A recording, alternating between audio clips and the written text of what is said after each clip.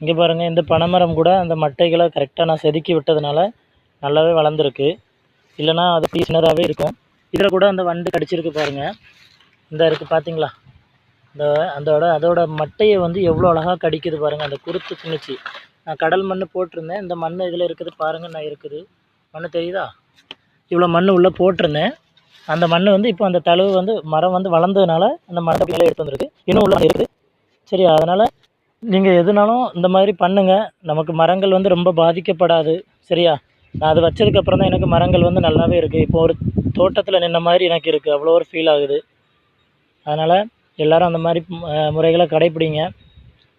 ரொம்பவே நன்றி எல்லாத்துக்கும். நம்ம சேனலில் இருக்கிறவங்களுக்கு, இன்னும் நம்ம சேனலில் வரப்போகிறவங்களுக்கும் நான் ரொம்ப வரவேற்பு தர்றேன். எல்லோரும் நம்ம சேனலை சப்ஸ்கிரைப் பண்ணுங்கள். உங்களோட ஃப்ரெண்ட்ஸுக்கும் ஷேர் பண்ணுங்கள். நன்றி, வணக்கம். முடிஞ்சால் கமெண்ட் பண்ணுங்கள். எதாவது